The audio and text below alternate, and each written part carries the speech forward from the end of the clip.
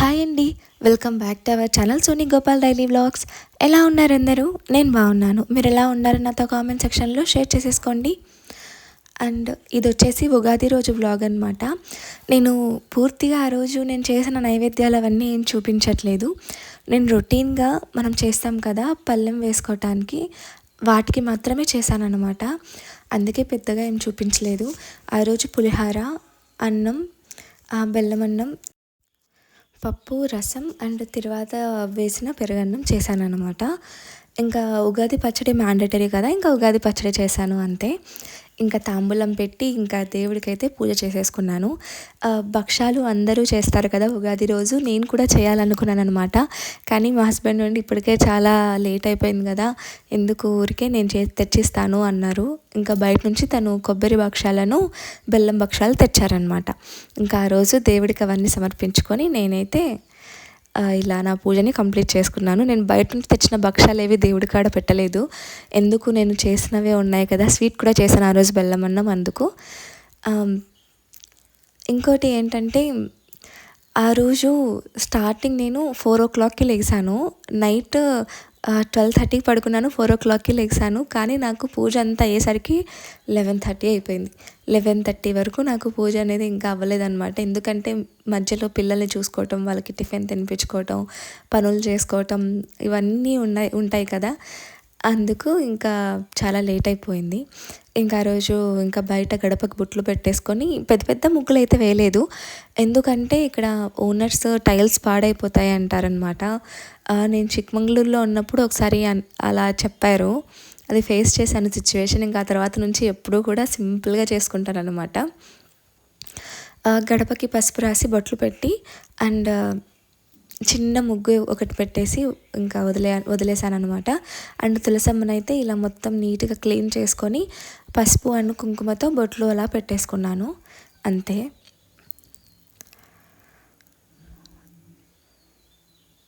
ఇంకా బయటేమో మనం తోరణాలు కడతాం కదా, నాకు తోరణాలు కట్టడానికి ప్లేస్ లేదనమాట. ఎందుకంటే నేను ఆర్టిఫిషియల్ పెట్టాను కదా. అందుకు ఇంకా బయట గడప దగ్గర అండ్ లోపల దేవుడి గది దగ్గర నీమాకులు అంటే వేపాకులు ఉంటాయి కదా, వేపాకులను మామిడి ఆకులతో జస్ట్ అలా ముడి కట్టేసి తోరణంలాగా పెట్టానమాట, అటు ఇటు అంతే.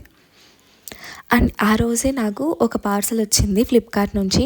యాక్చువల్లీ ఆ రోజు చెప్పా కదా ఇంకో పార్సల్ రాలేదు అని. అది ఉగాది రోజు డెలివరీ అయిందనమాట. అది యాక్చువల్లీ ముందే డెలివరీ అవ్వాల్సింది, కానీ కొన్ని సిచ్యువేషన్స్ వల్ల క్యాన్సిల్ అయిపోయింది. మరి నేను రీఆర్డర్ చేశాను, అందుకు అది చాలా లేట్గా వచ్చింది పార్సల్. ఇంకా అందులో ఇంకా గోధుమ పిండి, తర్వాత అగరబత్తీలు ఇలాంటివి ఉంటాయి కదా, అవన్నీ వచ్చాయన్నమాట. గ్రాసరీ విషయంలో నాకు ఫ్లిప్కార్ట్ అనేది చాలా బెస్ట్ అనే చెప్తాను. ఎందుకు అంటే మనకు కొంచెం డిస్కౌంట్ ఉంటుంది. అండ్ ఇంకోటి ఏంటంటే ఫాస్ట్ డెలివరీ ఉంటుంది, మనమే వెళ్ళి తెచ్చుకోవాల్సిన అవసరం ఉండదు. అండ్ ఫ్లిప్కార్ట్ యాక్సెస్ కార్డు ఉంటే మనకి 5% క్యాష్ బ్యాక్ ఉంటుంది అనమాట. అందువల్ల నేను ఇంకా ప్రతి ఒక్కటి నాకు అవసరమైనవన్నీ కూడా నేను ఫ్లిప్కార్ట్లోనే పెడతాను. ఎందుకంటే మాకు యాక్సెస్ కార్డ్ కూడా అవైలబిలిటీ ఉంది. అందుకనేసి నేను ఇంకా ఫ్లిప్కార్టే చూస్ చేసుకున్నాను అనమాట. మనకి బయట మార్కెట్ రేట్ ఎంత ఉందో అంతా మనం పే చేయాలి, ఇందులో అలా ఉండదు. జస్ట్ మనకి ఒక్కొక్క ప్రోడక్ట్ మీద 10 రూపీస్ అన్న డిఫరెన్స్ ఉంటుంది. అలా మనకి ఒక 3,800 బిల్ మనకి 3,000 కట్టచ్చు. నాకు లాస్ట్ టైం 3,800 అయింది బిల్ నాది. దానికి నేను కట్టింది 3,000 కట్టాను. నియర్లీ 3,800, 900 బిల్ని నేను 3,000 పే చేశాను. అక్కడికి నాకు మొత్తం గ్రాసరీ మొత్తం వచ్చిందనమాట. నేను ఈవెన్ డైపర్స్ దగ్గర నుంచి పిల్లలకి అన్నీ ఆన్లైన్లోనే ఆర్డర్ చేశాను అనమాట.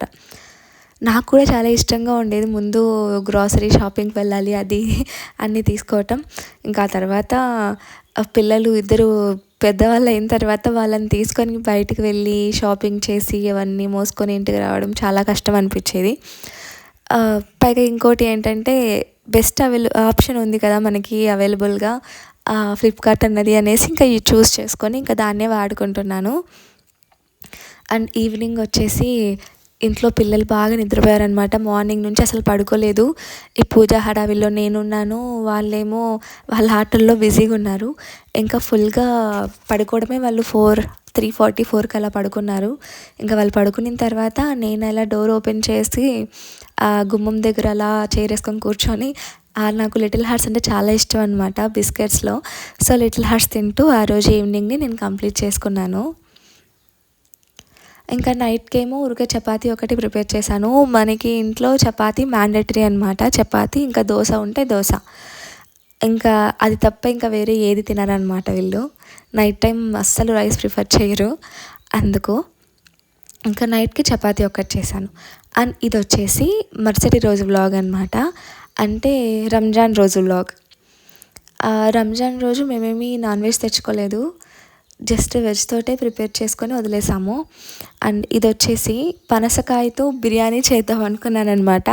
కర్ణాటకలో చాలా వరకు పనసకాయ రెసిపీస్ చేస్తారు. బట్ ఏమంటే ఇది నా ఫస్ట్ టైం. నేను హిట్ అవుతేనే, మంచిగా టేస్ట్ వస్తేనే వ్లాగ్ పోస్ట్ చేయాలి అనుకున్నాను అనమాట. అందుకే ఇవి నాకు చాలా బాగా టేస్టీగా అనిపించాయి. అంటే పర్లేదు, నాన్ వెజ్ లాగానే ఉంది, మరి ఏదో ఫ్రూట్ తింటున్నట్టు స్వీట్గా అలా అయితే ఏం లేదనమాట. అయితే ప్రాసెస్ చాలా పెద్దది. నాకు అది కట్ చేసేటప్పటికే చేయి కూడా తెగిందనమాట. అలా అలా అంటే దాని మీద స్కిన్ అంతా కూడా టఫ్గా ఉంటుంది కదా, గట్టిగా ఉంటుంది. అది కొంచెం జాగ్రత్తగా చేసుకొని, మనం నీట్గా చేసుకొని వాటిని ఇలా ముక్కలుగా చేసి బాగా వాష్ చేసుకున్నాను ఒకసారి. అందులో బురుగు వచ్చిద్ది అనమాట. ఆ బురుగుని కొంచెం తగ్గించేంత వరకు వాష్ చేసుకున్నాను. ఆ తర్వాత వాటర్ వేసి ఉప్పు, పసుపు, కొంచెం నూనె, ఆ 3 వేసి ఉడికిచ్చాను అనమాట. బాగా ఉడికిన తర్వాత ఒక 80-90% ఉడికిపోవాలి. లేకపోతే మరీ గట్టిగా ఉంటే పీస్ ఏం బాగోదు, తినలేరు. ఇంకా తర్వాత సపరేట్ చేసుకుంటాను అనమాట, ఏది కబాబ్కి, ఏది బిర్యానీకి, ఏది కర్రీకి అని. ఎందుకంటే ఇదంతటితో మనం ఒక్కటి వెరైటీ చేసామంటే ఇంకా అది డస్ట్బిన్లోకే వెళ్తుంది ఖచ్చితంగా. అందుకే నేను ఒక 3 వెరైటీస్ చూస్ చేసుకున్నాను అనమాట. ఇంకా దానికోసం 3 సపరేట్ చేసుకున్నాను, ఏది ఏ దానికి చేయాలి అని. ఇంకా అలా సపరేట్ చేసుకొని పెట్టుకొని ఇంకా నా ప్రాసెస్ని అయితే స్టార్ట్ చేశాను అనమాట. దీనికోసం ఫస్ట్ ఆనియన్స్, టమాటాస్ బాగా కడిగేసి కట్ చేసుకున్నాను అనమాట. చిల్లీస్ కూడా. అండ్ ఇందులో కర్రీ చేస్తాం కదా, పనసకాయ కర్రీ. నేను ఓన్లీ పనసకాయ కర్రీ చేయట్లేదు, అందులో కొంచెం పొటాటో యాడ్ చేయాలనుకున్నాను అనమాట. గ్రేవీ బాగుంటుంది, టేస్ట్ కూడా బాగుంటుంది అనిపించింది. అందుకే ఇంకా పొటాటోని కూడా పీల్ అవుట్ చేసి దాన్ని కూడా పీసెస్గా కట్ చేసి నేనైతే స్టార్ట్ చేశాను. మీలో ఎంతమంది పనసకాయ బిర్యానీ ఇలా ట్రై చేశారో నాతో కామెంట్స్లో ఖచ్చితంగా షేర్ చేసుకోండి. నాకైతే ఇదే ఫస్ట్ టైం. టేస్ట్ మాత్రం చాలా బాగుంది, అందుకే నేను వ్లాగ్ పోస్ట్ చేస్తున్నాను. ఎలా ఉంటుందో అనుకున్నాను, కానీ చాలా బాగుంది. ఈవెన్ నేను మొత్తం రెడీ అయిన తర్వాత నాకు టేస్ట్ చూసే ధైర్యం చాలలేదనమాట. ఈవెన్ హస్బెండ్ కూడా ఇంట్లో లేరు, వాళ్ళకి ఇయర్ ఎండ్ కాబట్టి. ఈవెన్ ఉగాది, రంజాన్ రోజు కూడా వాళ్ళు డ్యూటీకి వెళ్ళాల్సి వచ్చింది. ఇంకా పక్కన నైబర్స్ ఉంటారు కదా, వాళ్ళకి హాలిడే, ఇంట్లో ఉన్నారు. సో వాళ్ళని పిలిచి నేను ఇలా టేస్ట్ ఎలా ఉందో టేస్ట్ చేసి చెప్పండి అన్నాను, ఫుడ్ ఎలా ఉంది అనేది. ఇంకా వాళ్ళు టేస్ట్ చేసి నిజంగా చాలా బాగా చేశారు, ఎప్పుడు చేసుకుంటారా మీరు కూడా అంటే, లేదు ఇదే ఫస్ట్ టైం అంటే వాళ్ళే షాక్ అయ్యారనమాట. ఏంటి ఫస్ట్ టైంకి ఇంత టేస్టీగా ఉందా, చాలా బాగుంది, టేస్ట్ ఉంది, బాగుంది చాలా అన్నారు. ఇంకా తర్వాత నాకు నమ్మకం వచ్చిందనమాట, ఓకే ఇంట్లో వాళ్ళకి పెట్టచ్చు, బ్లాగ్ను పోస్ట్ చేయొచ్చు అని.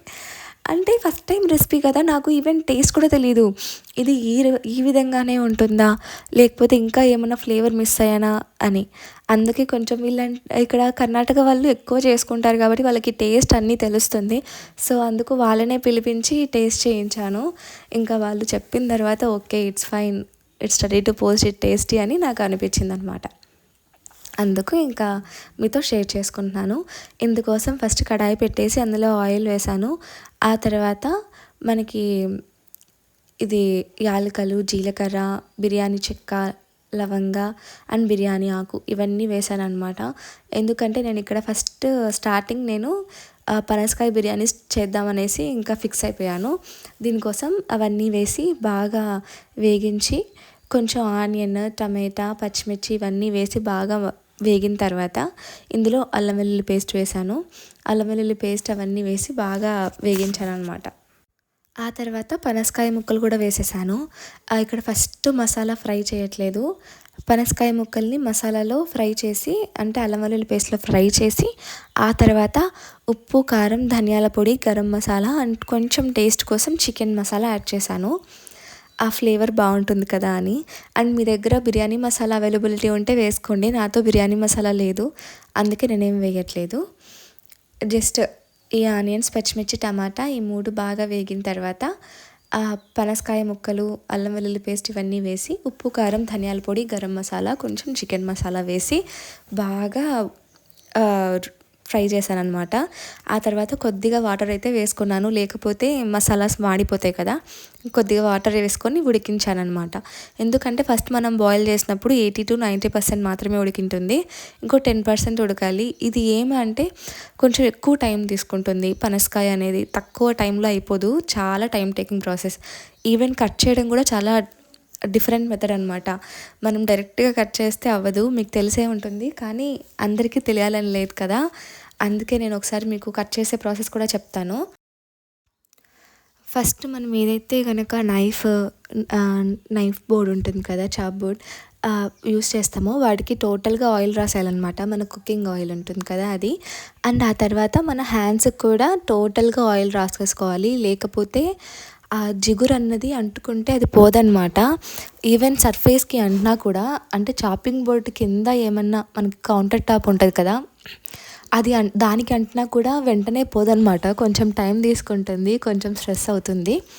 అందుకే ఫస్ట్ మనం ఏం చేయాలంటే టోటల్ చేతులకి అందుకు అప్లై చేసేసుకోవాలి ఆయిల్. ఇంకా తర్వాత మనం కట్ చేయడం అనేది మొదలు పెట్టాలన్నమాట. మనం డైరెక్ట్గా ఎప్పుడు కూడా పనసకాయని కట్ చేయకూడదు. ఈవెన్ అది పండుగ ఉన్నా సరే మనము ఆయిల్ అప్లై చేసుకొని కట్ చేయాలన్నమాట. అది కథ. అండ్ ఆ తర్వాత ఇక్కడ ప్రాసెస్ మొత్తం మనం చికెన్ చేస్తాం కదా, చికెన్ చేసినట్టుగానే చేయాలన్నమాట. ఈవెన్ పనసకాయకు కూడా నేనైతే సేమ్ చికెన్కి ఎలా అయితే ప్రాసెస్ చేస్తానో అలానే చేశాను. ఏమంటే ఫస్ట్ దీనికి మనం కట్ చేసుకున్న తర్వాత ఉడికించాలన్నమాట, అంతే పనసకాయలు. ఇంకా ప్రాసెస్ మొత్తం కూడా మనం చికెన్ పులావ్ ఎలా చేస్తాం, అదే బిర్యానీ కానీ పులావ్ కానీ సేమ్ అంతే. ఇంకా వాటిలో కొంచెం వాటర్ అయితే వేసి ఇంకా పక్కకైతే పెట్టేశాను అనమాట ఉడకడానికి. ఇంకో 10% ఉడికిన తర్వాత ఇంకా డైరెక్ట్ అందులో వాటర్ వేసేసుకొని, అంటే 1 గ్లాస్ ఆఫ్ రైస్కి 2 గ్లాసెస్ ఆఫ్ వాటర్ అయితే వేసాను.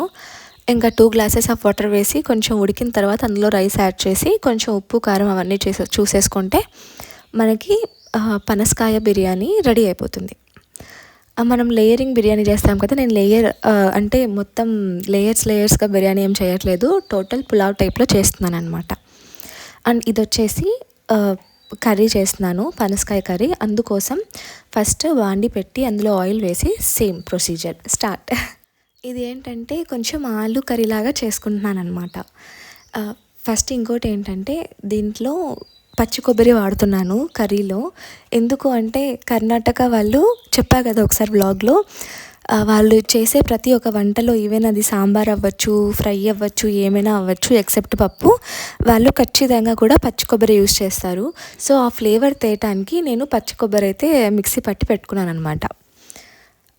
ఫస్ట్ ఇప్పుడైతే ఆయిల్ వేసి ఆయిల్లో పొటాటోస్ని ముక్కలుగా కట్ చేసుకున్నాం కదా, కొంచెం పెద్ద సైజు ముక్కలుగానే కట్ చేసుకున్నాను, అవన్నీ కూడా ఫ్రై చేస్తున్నాను. నేను డైరెక్ట్గా కూడా పొటాటో యూస్ చేయను కర్రీలో, నేను ఇలా ఫ్రై చేసే యూస్ చేస్తానన్నమాట. అందుకే ఇప్పుడు కూడా నేను టోటల్ పొటాటోస్ని ఫ్రై చేసి వాటిని పక్కకు తీసుకున్నాను. మీన్వైల్ ఏంటంటే ఒకవైపు అలా రైస్ చేస్తూ ఒకవైపు ఇది చేస్తూ ఉన్నాను. అప్పుడే ప్యారలల్గా కూడా అయిపోతాయి కదా ఒకేసారి, లేకపోతే ఇంకా స్టవ్ దగ్గరే ఉండాల్సి వస్తుంది. అవన్నీ బాగా గోల్డెన్ బ్రౌన్ కలర్ వచ్చేంత వరకు, లైట్ గోల్డెన్ బ్రౌన్ మనము కదుపుతూ ఉండాలి. అండ్ ఇక్కడ చూసారు కదా, నాకు పనసకాయ కూడా బాగా ఉడికిపోయింది, 95-96%. ఇంకా తర్వాత అందులో రైస్ వేసాను. పనసకాయ ఏమంటే మనకి చెదిరిపోదు ముక్క అనేది, కొంచెం ఎక్కువ ఉడికినా కూడా ఏం చెదరదు. సో నేను ఏం చేశానంటే ఇంకా బాగా ఉడికిన తర్వాతే నేను అందులో రైస్ వేసాను. ఎందుకంటే ఉడకపోతే తినలేము కదా, పైగా ఫస్ట్ టైము ఉడకంది అస్సలు తినలేము. అందుకే నేను కొంచెం బాగా ఉడికిన తర్వాతనే నేను అందులో రైస్ అనేది యాడ్ చేశాను. ఆ తర్వాత ఇంకా వాటర్ పోసేసుకొని ఇంకా ఉప్పు, కారం సెట్ చేసేసుకొని దాని మీద మూత పెట్టేసుకున్నాను అంతే. మధ్య మధ్యలో అలా కలుపుతూ ఉన్నాను. ఇంకా నాకు బిర్యానీ రెడీ అయిపోయింది. అండ్ ఇక్కడ ఏంటంటే ఫస్ట్ మనం పొటాటోస్ ఫ్రై చేసుకున్నాం కదా, ఆ తర్వాత అదే ఆయిల్లోనే ఆనియన్స్, పచ్చిమిర్చి వేసి బాగా ఫ్రై చేసుకున్నాను. అవి బాగా ఫ్రై అయిన తర్వాత అల్లం వెల్లుల్లి పేస్ట్ వేసాను. అల్లం వెల్లుల్లి పేస్ట్ కూడా బాగా ఫ్రై అయిన తర్వాత అందులో కొబ్బరి వేసాను అనమాట, పచ్చి కొబ్బరి తురుము. ముందే ఏం వేయలేదు, ఎందుకంటే పచ్చి కొబ్బరి వేయగానే మాడిపోతుంది కొంచెం ఎక్కువ ఫ్రై అయినా కూడా. అందుకే అల్లం వెల్లుల్లి పేస్ట్, టమాటాస్ ఇవన్నీ బాగా వేగిన తర్వాత అందులో పచ్చి కొబ్బరి తురుము అయితే యాడ్ చేశాను. దీనికి కొంచెం ఆయిల్ అనేది ఎక్కువ పడుతుంది, కొంచెం చూసుకుంటూ వేసుకోండి.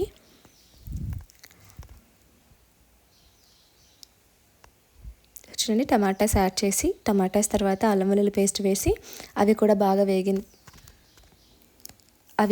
వేగిన తర్వాత పచ్చి కొబ్బరి తురుము అయితే వేసి పనసకాయ ముక్కలు యాడ్ చేశాను. ఆ తర్వాత ఉప్పు, కారం, ధనియాల పొడి, కొంచెం గరం మసాలా ఇవన్నీ యాడ్ చేశాను అనమాట. ఉప్పు, కారం, పసుపు, ధనియాల పొడి, గరం మసాలా ఇవన్నీ యాడ్ చేసి కొద్దిగా వాటర్ వేసేసి ఇంకా దాన్ని బాయిల్ అవ్వనిచ్చాను. అంతే. రెసిపీస్ అనేవి మనకి అంటే చూసేటప్పుడు సింపుల్, కానీ చేసేటప్పుడు కొంచెం పేషెన్స్ అవసరం అంతే. ప్రాసెస్ అన్నిటికి కూడా చాలా వరకు కర్రీస్కి ఒకేలాగా ఉంటాయి. అంటే మనము పల్లీలు వేస్ట్ చేసేది గింజలు లేకపోతే ఏమన్నా కాయగూరలు చేస్తాము. ఇలా పొటాటో కానీ, చికెన్ కానీ, ఇలాంటి పనసకాయలకు కానీ సేమ్ ఒకటే ప్రొసీజర్ ఉంటుంది. మనకి నార్మల్గా కర్రీ చేస్తాం కదా, అదే ప్రొసీజర్ అంతే. మనము ఒక 2-3 ప్రొసీజర్స్ నేర్చుకుంటే మన రెగ్యులర్ లైఫ్లో కూడా అవే యూజ్ అవుతాయి. మరీ వేరే ఏం నేర్చుకోవాల్సిన అవసరం ఉండదు. మోస్ట్లీ చాలా వరకు ప్రాసెస్ అనేటివి ఒకటేలాగా ఉంటాయి. నాన్ వెజ్లో ఐటమ్స్ని బట్టి మనకి ప్రాసెస్ అనేది చేంజ్ అవుతుంది. వెజ్లో మోస్ట్లీ ఒకటే ఉంటుంది ప్రాసెస్ అనేది, పెద్దగా ఏది మారదు నా ఒపీనియన్లో. చూడండి, మనకి పనసకాయ వేసాను, అవి కూడా బాగా కొంచెము ఆయిల్లో వేగిన తర్వాత పనసకాయతో పాటు పొటాటో కూడా యాడ్ చేశాను. పొటాటో, పనసకాయ రెండు బాగా ఫ్రై అయిన తర్వాత ఉప్పు, కారం, ధనియాల పొడి, గరం మసాలా, కొంచెం చికెన్ మసాలా ఇవన్నీ యాడ్ చేసి ఇంకా కొద్దిగా వాటర్ వేసేసి ఇంకా ఉడికిచ్చేసాను అనమాట. ఇంకా ఉడికిన తర్వాత ఇంకా డిష్ అవుట్ చేసుకోవటమే. నేను ఎలా డిష్ అవుట్ చేశాననేది ఏం చూపించలేదు, జస్ట్ మనకి ఎలా వచ్చింది, అవుట్పుట్ ఎలా చేశానని మాత్రమే చూపించాను. ఇంకోటి ఏంటంటే, మేము నైట్లో చపాతీకి కాంబినేషన్గా పనసకాయ కర్రీ తిన్నాము. చాలా టేస్టీగా అనిపించింది నాకైతే. ఇంకొకసారి నేను వంట పనసకాయతో చేయగలను, టేస్టీగా తినచ్చు అన్న హోప్ వచ్చిందనమాట నాకు. ఫస్ట్ టైం అయినా కూడా రిజల్ట్ అయితే చాలా బాగుంది. కానీ నేను ఒక 3 ఐటమ్స్ అనుకున్నాను, అందులో ఒక ఐటమ్స్ గోవింద అనమాట. అదేంటంటే ఇదిగోండి, పనసకాయ కబాబ్. నాకు పెద్దగా నచ్చలేదు. నేను దీనికోసం ఒక 50 మార్క్స్ ఇస్తాను అనమాట, 50-60 మార్క్స్ ఇస్తాను 100కి, అంతే. పెద్దగా టేస్టీ అయితే నాకు అనిపించలేదు.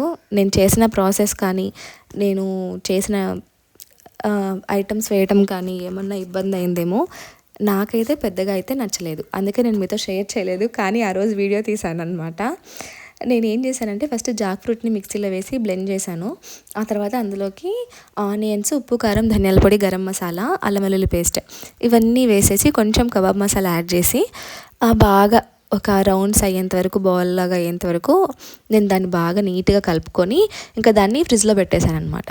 ఫ్రిడ్జ్లో పెట్టేసి ఇంకా ఈవినింగ్ టైం నేను ఎప్పుడు స్నాక్స్ చేస్తాను కదా, స్నాక్స్ కోసం ఇంకా ఇది చేద్దామని తీసి కొంచెం కార్న్ఫ్లోర్, శనగపిండి, కొంచెం మసాలా తక్కువ అనిపించింది, ఉప్పు, కారం అవన్నీ యాడ్ చేశాను అంతే.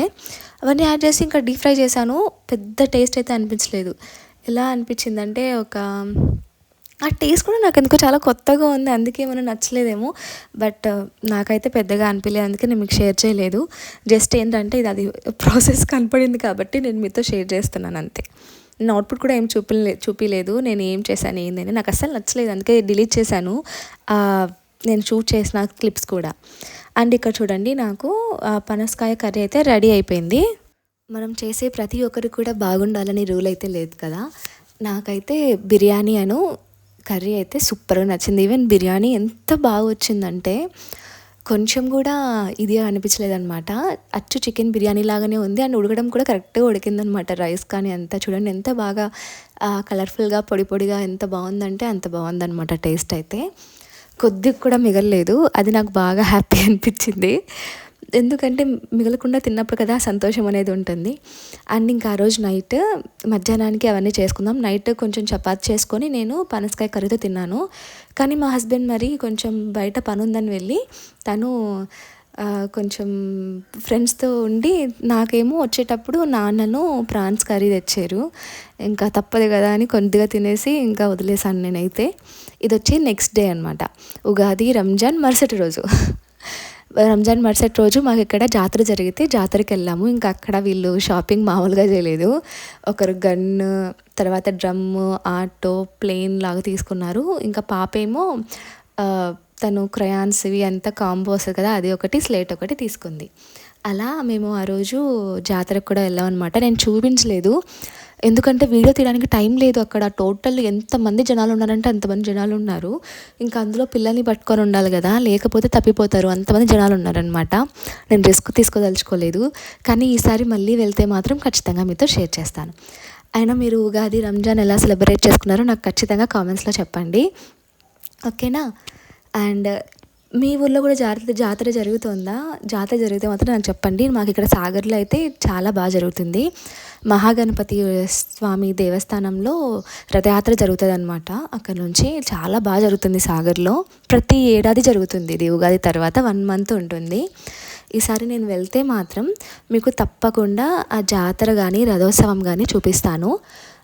1 మంత్ జరిగే ప్రోగ్రామ్ అనమాట ఇది. టోటల్ 21 దేవస్థానాలు ఉన్నాయి సాగర్లో, గణపతి స్వామివి. 21 దేవస్థానాల నుంచి ఒక్కొక్క గణపతి దేవస్థానం నుంచి ఒక్కొక్క గణపతి అయితే వస్తారనమాట. అలా 21 గణపతి దేవుళ్ళని ఇక్కడ చాలా ఉన్నాయన్నమాట. Reverse lakes. అలా గణపతి దేవస్థానం ముందే ఒక లేక్ ఉంటుంది, అక్కడ వాళ్ళు దింపుతారనమాట ఆ వాటర్లో. అలా జరుగుతుంది, చాలా బాగా జరుగుతుంది. ఖచ్చితంగా విజిట్ చేయాల్సిన జాతర అనమాట ఇది. నేను వీలైతే మోస్ట్లీ షేర్ చేయడానికి ట్రై చేస్తాను. అంతమంది జనాలలో నాకు వీడియో తీయడం తెలియట్లేదు. అండ్ ఒక చేత పిల్లల్ని, ఒక చేత ఫోన్ని పట్టలేను కదా, అందుకు తీయలేకపోయాను. కానీ తీయగలిగితే మాత్రం ఖచ్చితంగా నేను మీతో షేర్ చేస్తాను. ఓకే అండి, ఈరోజు వ్లాగ్ అయితే ఇది. మీకు ఈ వ్లాగ్ నచ్చిందని అనుకుంటున్నాను.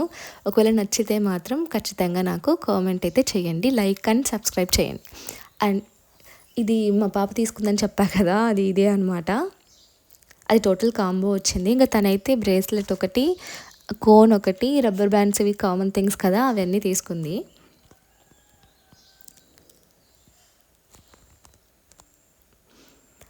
ప్రతి సంవత్సరం ఇంత షాపింగ్ అయితే చేయలేదు. ఈసారి మాత్రం ఇంకా సరేలే అనేసి ఇంకా తను కొనిచ్చారనమాట. నేనైతే ఫుల్ అగెయిన్స్ట్ ఉన్నాను, ఎందుకు ఊరికే డబ్బులు వేస్ట్ అయిపోతాయి వీటికి అని. ఏది తీసుకున్నా 100 అనమాట, తగిలితే 100 అంతే. ఊరికి డబ్బులు వేస్ట్ కదా అని నా ఫీలింగ్లో నేను ఉంటే, తను మాత్రం కానీలే ఇంకా పిల్లలు కదా అని ఇంకా తీసుకోవాలి వాళ్ళు అడిగేప్పుడు అని ఇంకా కమ్మున తీసిచ్చారనమాట. ఇంకా మనం ఆగం కదా, ఇంకా స్లేట్ చూడగానే నాకు ఇంకా వాళ్ళు డ్రా చేసుకుంటున్నారు.